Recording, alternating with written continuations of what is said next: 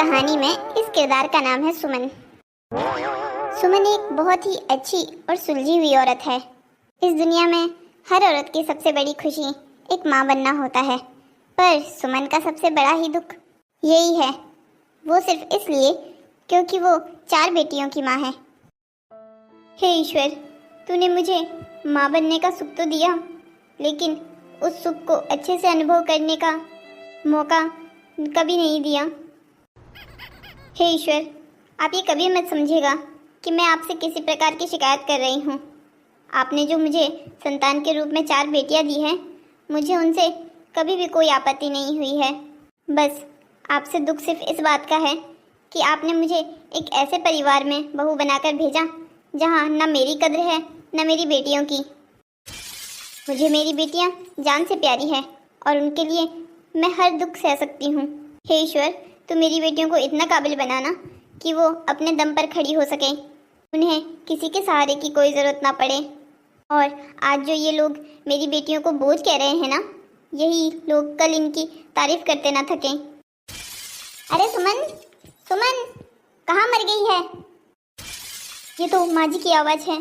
लगता है माँ जी मुझे बुला रही है। मुझे जल्दी करना होगा, अगर 1 मिनट भी लेट हुई ना तो माँ जी फिर से शुरू हो जाएंगी।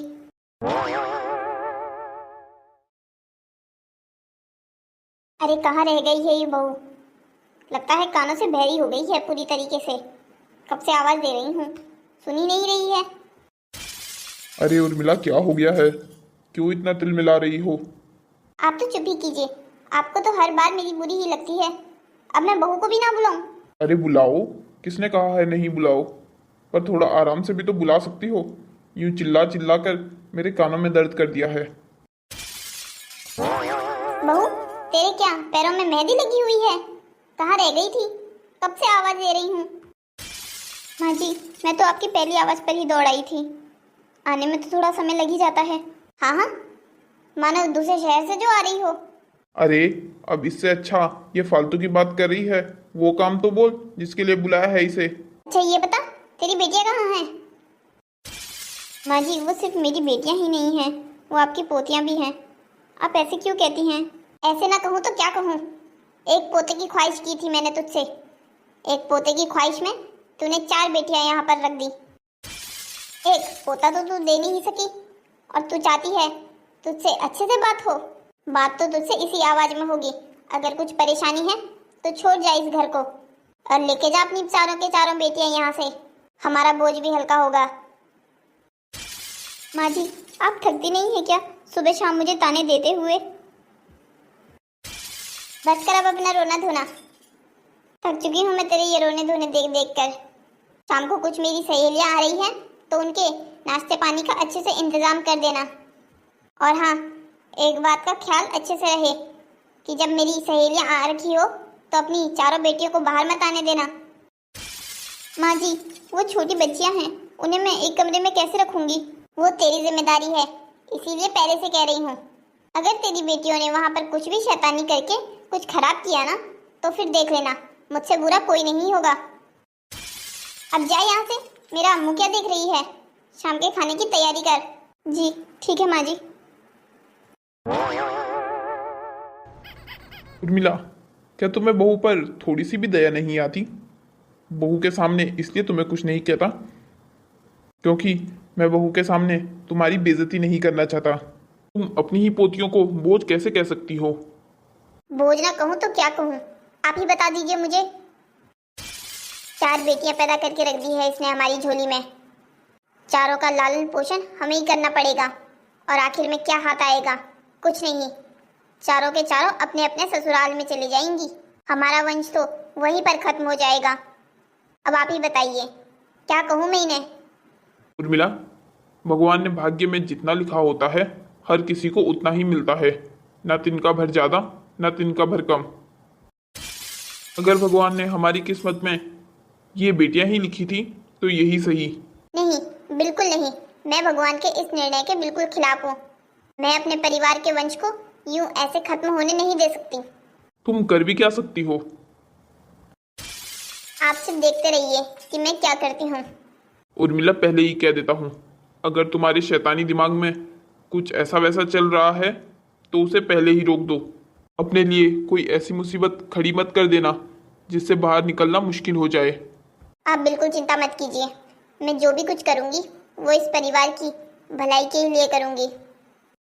परी, मेरी प्यारी बहन, देखो प्लीज तुम रोना बंद कर दो।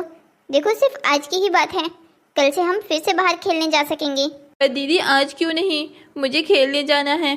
आप मम्मी को बोलो हमें बाहर जाने दे। परी, मम्मी ने मना किया है ना आज बाहर जाने को। देखो अगर हम बाहर गए तो मम्मी को दादी से फिर से डांट पड़ेगी और फिर मम्मी रोने लग जाएंगी। क्या तुम्हें अच्छा लगेगा अगर मम्मी रोएंगी तो? पर दीदी दादी ने हमें बाहर जाने से क्यों मना किया है? परी, आज दादी के कुछ फ्रेंड्स घर पे आने वाले हैं। हम हल्ला ना करें और बाहर जाके कोई शैतानी ना करें, इसीलिए दादी ने हमें आज बाहर जाने से मना किया है। जब हमारे कोई फ्रेंड्स आते हैं तो हम क्या किसी को रूम में ऐसे बंद कर देते हैं जैसे हमें कर दिया है? अच्छा तो तुम मुझे एक बात बताओ, तुम्हें बाहर ही क्यों जाना है? वैसे भी बाहर जाकर भी तो तुम्हें हमारे ही साथ रहना है ना। देखो तुम्हारी तीनों दीदियां यहाँ हैं। नहीं, मुझे बस बाहर जाना है। आप मुझे अभी के अभी बाहर लेके चलो, मेरे सारे फ्रेंड्स आ गए होंगे। मम्मी, अच्छा हुआ जो आप आ गई। देखिए ना आप परी को, हम कब से इसे समझा रहे हैं कि हम आज खेलने बाहर नहीं जा सकते, पर यह है कि जिद पे अड़ी हुई है कि बाहर जाना है। मम्मी, मैं तो खुद भी परी को समझा समझा के थक गई हूँ, अब आप ही संभालिए इसे। ये क्या हुआ मेरी नन्ही शहजादी को? परी, क्या हुआ बेटा, तुम ऐसे रो क्यों रही हो? मैं आपसे नाराज हूँ, आप मुझसे बात मत कीजिए। अरे बाप रे बाप, लगता है मेरी नन्ही परी को तो आज अपनी मम्मी पर भी बहुत गुस्सा है। हाँ, आपने दादी को मना क्यों नहीं किया कि हम बाहर जाने से हमें रोकने के लिए? बेटा, दादी बड़ी है ना, बड़ों की बात माना करते हैं। पर मम्मी मुझे बाहर जाना है खेलने, बस आप मुझे बाहर भेजिए। बेटा आज नहीं, कल पक्का तुम्हें बाहर भेजूंगी, बल्कि खुद लेके जाऊंगी तुम्हें खेलने के लिए बाहर। मैंने बताया था ना कि दादी की कुछ सहेलियां आ रही हैं और वो नहीं चाहती कि बच्चे बाहर जाकर हल्ला करें। बेटा देखो, मुझे घर के भी बहुत काम है, मैं तुम लोगों को यहाँ नहीं संभाल पाऊंगी। परी, अब तुम बड़ी हो गई हो, तुम्हें अपनी जिम्मेदारियां समझनी चाहिए। बच्चों देखो, आज मुझे बहुत काम है, इसलिए मैं तुम्हें देखने बार बार नहीं आ पाऊंगी। तुम लोग शांति से कमरे में ही रहना, और हाँ, बाहर आने की कोई ज़रूरत नहीं है। जब तक दादी के मेहमान गए नहीं तुम लोग बाहर नहीं आओगे। मम्मी कोई बात नहीं, हम बाहर नहीं आएंगे, आप चिंता मत कीजिए, आप जाकर अपना काम कीजिए। शिवानी बेटा, तुम बड़ी हो, तुम्हें अपनी बहनों का अच्छे से ध्यान रखना होगा। हाँ हाँ माँ, मैं कह तो रही हूँ, आप बिल्कुल चिंता मत कीजिए, मैं सबका ध्यान अकेले रख लूँगी। बहुत अच्छे बेटा, मुझे तुमसे यही उम्मीद थी। मम्मी, पापा कब आएंगे? हाँ मम्मी, मुझे भी बताइए पापा कब आएंगे? मम्मी, आपको याद है ना कि आपने पापा को याद दिलाना था कि उन्होंने मुझे स्कूल यूनिफॉर्म के साथ की बेल्ट लेके देनी है, और मैंने कलर स्केच मंगाए थे। आपने कहा था ना पापा को, याद दिलाया था ना उन्हें। हे राम, मुझे माफ़ कर दो बच्चों, मैं तो घर के कामों में तुम्हारे ये सामान मंगवाना भूल ही गई इनसे। अब अगर कॉल करूँगी तो वो गुस्सा हो जाएंगे, पर कोई बात नहीं, तुम बिल्कुल चिंता मत करो, मैं आज शाम को तुम्हारे पापा से पैसे लेकर तुम्हें दे दूँगी, तुम खुद जाकर अपना सामान लेके आ जाना। हाँ मम्मी, ये भी अच्छा आइडिया है, आप पापा से ध्यान से पैसे ले लेना। अरे बाप, पैसे लेना मत भूल जाना, वरना मैं अपनी आर्ट पूरी नहीं कर पाऊंगी। मम्मी, ये तो सिर्फ आर्ट पूरी नहीं कर पाएगी, मैं तो कल स्कूल ही नहीं जा पाऊंगी बिना बेल्ट के। तुम मम्मी को परेशान मत करो, उन्हें जाने दो, उन्हें और भी बहुत सारे काम हैं। चलो बच्चों, तुम अपना ध्यान रखो, और हाँ, ज़्यादा हल्ला मत करना। क्या बात है उर्मिला, ये अचानक से अपने घर पे दावत का प्लान कैसे बन गया तुम्हारा? बहू ने बेटा जन्म दिया है क्या, जिसके बारे में हमें कोई पता ही नहीं है? अरे सुषमा, ऐसे अहोभाग कहाँ हैं हमारे कि बहू पोते की शक्ल दिखा दे। इसने तो 4 बेटियां पैदा करके रख दी है हमारे सिर पे। अरे उर्मिला, ऐसा क्यों कहती है, बेटियां भी भगवान की ही देन हैं। अरे दामिनी, ये बातें सिर्फ तब अच्छी लगती है करने को जब बेटियां किसी और के घर में पैदा हुई हो। तेरे घर में हुई होती ना ऐसी 4-4 पोतियां, तब पूछती मैं तुझसे ये सवाल। दूसरों के लिए बातें सुनाना बहुत आसान है। उर्मिला, मैं तो तेरी इस सोच से बिल्कुल मेल नहीं खाती। मेरे घर में ऐसी बेटियां होती ना तो मैं उन्हें इतना लाड प्यार से रखती, उन्हें इतना काबिल बनाती कि दुनिया देखती मुझे। अरे बस कर जा दामिनी, ये सारी बातें बस कहने को अच्छी लगती हैं। अब क्या बेटियां वंश आगे बढ़ाएगी, उसके लिए तो बेटे ही चाहिए होंगे ना। तो तू फिर इसे ऐसे क्यों नहीं सोचती कि अगर बेटियां भी नहीं होंगी तो बहुत सारे परिवारों का वंश आगे नहीं बढ़ेगा। मैं ये सब कुछ नहीं जानती, मुझे एक पोता चाहिए अपने परिवार को आगे बढ़ाने के लिए। उसके लिए मुझे जो चाहे करना पड़े मैं करूँगी। उर्मिला, सच सच बता, तेरे दिमाग में कौन सी खिचड़ी पक रही है? यूं बिना कारण के तो तूने हमें यहाँ बुलाया नहीं होगा। सुषमा, तुम अब जब मेरे मन की बात जान ही गई हो तो मैं तुम्हें बता ही देती हूँ कि मैंने तुम दोनों को यहाँ क्यों बुलाया है। पर पहले तुम दोनों मुझसे वादा करो कि जो बात ये हम तीनों के बीच हुई है ये इस कमरे से बाहर नहीं जाएगी। उर्मिला देख, अगर तू धर्म विरोधी कुछ काम करने वाली है ना तो पहले ही बता दे, मैं तो तेरे साथ नहीं दूंगी। पहले मेरी बात पूरी सुन तो ले, उसके बाद ही ये निर्णय करना कि तुझे मेरा साथ देना है या नहीं। अच्छा ठीक है, बता क्या बात करने के लिए बुलाया है तूने हमें यहाँ? मैं चाहती हूँ तुम दोनों एक अच्छी और सुशील लड़की मेरे बेटे राजेश के लिए ढूंढो। उर्मिला, तू ये क्या कह रही है? तेरा दिमाग सही जगह पर है या नहीं? तेरा बेटा राजेश पहले से ही शादीशुदा है, बल्कि शादीशुदा ही नहीं 4 बेटियों का बाप भी है। क्या बात है, राजेश और सुमन के बीच में कोई बात हुई है क्या? वो दोनों अलग होने वाले हैं? अरे ऐसी किस्मत कहाँ है मेरे बेटे की, वो चुड़ैल उसका पीछा थोड़ी छोड़ेगी। तो फिर क्या हुआ है, तू राजेश के लिए लड़की क्यों ढूंढ रही है? वो शादीशुदा होकर दूसरी शादी थोड़ी करेगा। अरे वो सब कुछ तुम मुझ पर छोड़ दो, मुझे तो तेरी कुछ बात समझ ही नहीं आ रही है। आखिरकार तू करना क्या चाह रही है? ना तेरा बेटा तलाक ले रहा है, ना ही वो अपनी बीवी को छोड़ने के लिए तैयार है, और तू हमें कह रही है कि हम तेरे बेटे राजेश के लिए लड़की ढूंढे। आज सुबह नाश्ते में भांग कर बैठी है क्या? अरे नहीं, ऐसा कुछ नहीं है। मैं अपने बेटे राजेश की दूसरी शादी कराना चाहती हूँ। ना ही राजेश सुमन और उनके बच्चों को छोड़ेगा, ना ही उनको वो इस घर से दूर करेगा तो वो बस दूसरी शादी, जिससे कि उसे एक बेटा मिल सके। ये वाली बहू ने तो बेटे का सुख दिया नहीं, अब क्या मेरा बेटा जिंदगी भर बेटे के सुख के लिए तरसता रहेगा? उर्मिला, तो ये क्या कह रही है? तुझे भगवान का थोड़ा सा भी डर नहीं है क्या? कम से कम सोच तो ले, तू कहना क्या चाह रही है? तुझे पोता चाहिए, इसके लिए तू अपने बेटे की दूसरी शादी कराने के तैयार है? मैंने आज तक तुझसे गिरी हुई औरत नहीं देखी। सही कहती है दुनिया, औरत की सबसे बड़ी दुश्मन एक औरत ही है। मुझे तो अपने इस गंदे खेल में शामिल करने की कोशिश मत कर, मैं जा रही हूँ यहाँ से। भगवान तुझे अक्ल दे। ये तो हमेशा से ही चिढ़ती है मुझसे, ये तो कभी नहीं चाहती कि मेरे घर में एक पोता हो। सुषमा, अब मेरी सारी उम्मीदें तुझसे ही है। मेरे बेटे के लिए तू ही एक अच्छी दुल्हन ढूंढ। जमाने में तो कुंवारे लड़कों को तक लड़की ढूंढना मुश्किल है। तुझे क्या लगता है तेरे 4 बेटियों के बाप के लिए लड़की ढूंढना आसान होगा? अरे तो उसी काम के लिए तो तुम्हें बुलाया है यहाँ। तेरे जान पहचान में इतनी लड़कियाँ हैं, ढूंढ दे कोई अच्छी लड़की एक। और वैसे भी किस बात की कमी है मेरे बेटे के पास? इतना बड़ा कारोबार है, माँ बाप हैं, अपनी तरफ से तो पूरी कोशिश करूँगी। फिर राजेश की किस्मत। उर्मिला देवी ने तो ये अच्छे से सोच लिया है कि वे अपने बेटे राजेश की शादी दूसरी औरत से करवा कर रहेगी, जिससे कि उसके बेटे को पुत्र प्राप्ति का सौभाग्य प्राप्त हो। पर अभी यह समस्या है कि उसने अपने बेटे राजेश से इस बारे में कोई बात नहीं की है। अरे बेटा राजेश, तू कब आया ऑफिस से? माँ, मुझे तो आकर आधा घंटा हो गया है, आपने मुझे देखा ही नहीं। अरे बेटा, अपने माँ से ही बात करेगा या मुड़कर अपनी काकी को भी देखेगा? अरे काकी, आप कब आई और आपने मुझे बताया क्यों नहीं कि आप आने वाली हैं? अरे बेटा, बहुत लंबी उम्र है तेरी, अभी हम तेरे ही बारे में बात कर रहे थे। अच्छा, क्या बात हो रही थी तो मेरे बारे में? अरे बेटा कुछ नहीं, वो मैं सुषमा को बता रही थी कि आजकल राजेश ऑफिस में बहुत व्यस्त रहता है, हमारे पास बैठने तक का समय नहीं होता उसके पास। तो माँ, कम से कम आप तो ये शिकायत मत कीजिए, आपको तो मैं पूरा ही समय देता हूँ। बेटा, माँ को चाहे बच्चे कितना ही समय दे दे, उसे तो वो समय हमेशा ही कम लगेगा, इसमें तेरी माँ की गलती नहीं है। वैसे काकी, इस बार तो आप काफी समय बाद आई हैं घर, क्या बात है? आप क्या हमारे घर का रास्ता भूल गई थी? अरे नहीं बेटा, ऐसी कोई बात नहीं है। अब इसमें हम भी क्या करें, तेरी माँ हमें याद ही नहीं करती। अब बिना बुलाए तो हम भी कहीं मुंह उठाकर नहीं जाते। अरे काकी, आप ये कैसी बात कर रही हैं? ये आपका भी तो घर है। आपका जब मन करे हमसे मिलने आ जाइए कीजिए।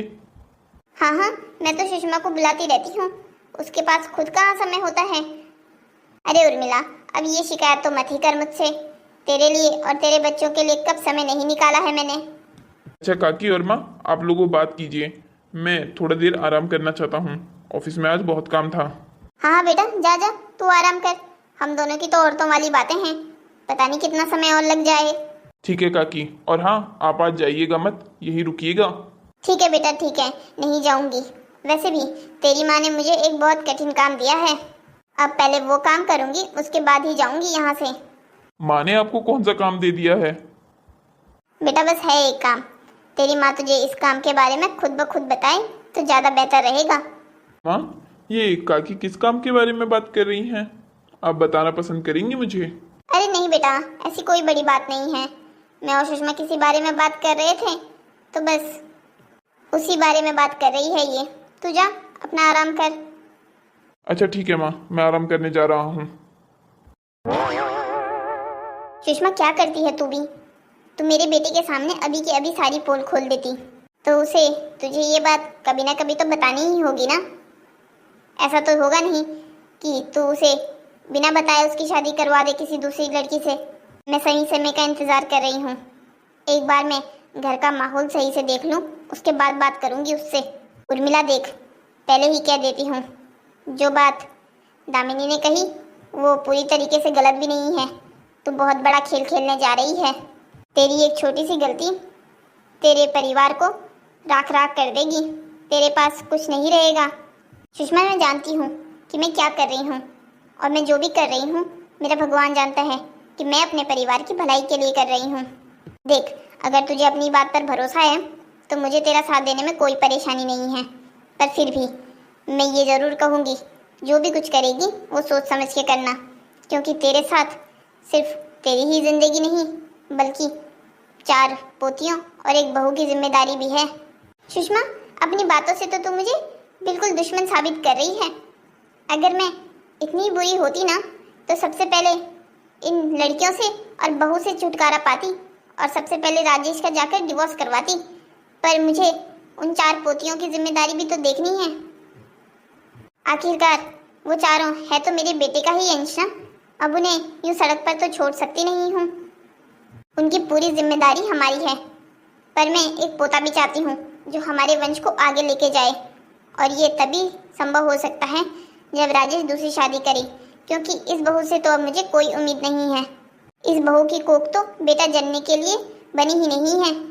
और वैसे तू इस बात की गारंटी क्या दे सकती है कि जो दूसरी बहू आई वो तुझे पोता ही देगी? मेरा मन कहता है जैसे ही मैं राजेश की दूसरी शादी करवाऊंगी ना, वो बहू मुझे पहले ही संतान के रूप में पोता दे देगी। मतलब तू अपने घर का इतना बड़ा निर्णय सिर्फ अपने मन के भरोसे ले रही है। शाबाशी देनी होगी उर्मिला तेरी इस बात की भी। आ गए आप? मैं आपका ही इंतजार कर रही थी। आंखें हैं या बटन है? जब दिखाई दे रहा है कि मैं आ गया हूँ तो ये सवाल करने की क्या जरूरत है? जी मुझे माफ कर दीजिए। कितनी बातों की माफी मांगोगी तुम? ये बेतुके सवाल करने की माफी मांगोगी, या फिर सुबह शाम मेरा दिमाग खाने की माफी मांगोगी, या फिर 4 बेटियां पैदा करके मेरे सर पर बिठाने की माफी मांगोगी? किस किस चीजों के लिए माफ करूं मैं तुम्हें? कम से कम आप तो ये मत कहिए कि ये 4 बेटियां सिर्फ और सिर्फ मेरी है। नहीं, बिल्कुल नहीं। मैंने ये कब कहा कि ये बेटियां मेरी नहीं है? पर पैदा तो तुमने की है ना। एक बेटा दे देती तो क्या बिगड़ता तुम्हारा? पूरे परिवार में शांति बनी रहती। अगर आप और माँ जी मेरी बेटियों को अच्छे मन से स्वीकार कर लेते हैं तो फिर इस परिवार में शांति ही है, पर नहीं, आपको और माँ जी को तो पता नहीं क्या परेशानी है मेरी बेटियों से। क्या मेरी बेटियाँ इस वंश को आगे नहीं बढ़ा सकती? आप उन्हें मौका देकर तो देखिए, अभी तो वो इतनी छोटी हैं। आज तक कहाँ देखा है तुमने बेटियों को वंश आगे बढ़ाते हुए? ये बड़ी होंगी और अपने अपने ससुराल चली जाएंगी। क्या बचेगा हमारे पास? बुढ़ापे में पानी का गिलास देने वाला भी कोई नहीं होगा। आपकी ये सोच बिल्कुल गलत है। आपको ये कहने के बजाय कि मैं अपनी बेटियों को इतना काबिल बनाऊंगा कि उन्हें किसी के सहारे की जरूरत नहीं पड़ेगी, आपको इस बात की टेंशन है कि आपको बुढ़ापे में कोई पानी नहीं देगा। 21वीं सदी में होकर भी इस परिवार की ऐसी धकियानुसी सोच है कि मुझे तो ये सोचकर भी डर लगता है कि अगर भगवान ना करे मुझे कुछ हो गया तो मेरी बेटियों को तो बेसहारा हो जाएंगी। क्योंकि आपको देखकर और आपकी बातें सुनकर तो मुझे ये बिल्कुल नहीं लगता कि आप मेरी बेटियों को कभी उस मुकाम पर पहुंचाएंगे जिनकी वो हकदार है। अरे बेटा राजेश, क्या हो गया है? तू और बहू इतनी जोर जोर से किस बात पर लड़ रहे हो? माँ वही हर रोज का ड्रामा। बेटा, इस हर रोज के झगड़े का एक समाधान निकाला है मैंने। और वो क्या समाधान निकाला है माँ आपने? बेटा देख, मैं जो भी कुछ ये करने जा रही हूँ वो तेरी भलाई के लिए है और हमारे इस परिवार के लिए है। इसलिए मैं अब जो भी कहूँगी तो उस बात को अच्छे से सोच समझ कर मुझे जवाब देना। माँ आप पहले मुझे बताइए तो ये क्या बात है? बेटा देख, मैं अच्छे से जानती हूँ तेरा मन भी करता है कि तेरा एक बेटा हो जो तेरे इस वंश को आगे बढ़ा कर लेके जाए। हाँ माँ, चाहता तो हूँ पर अब ये कुछ भी संभव नहीं है। संभव है बेटा, संभव है। मैंने तेरी दूसरी शादी के बारे में सोचा है। माँ आप ये क्या कह रही हैं? मेरी दूसरी शादी?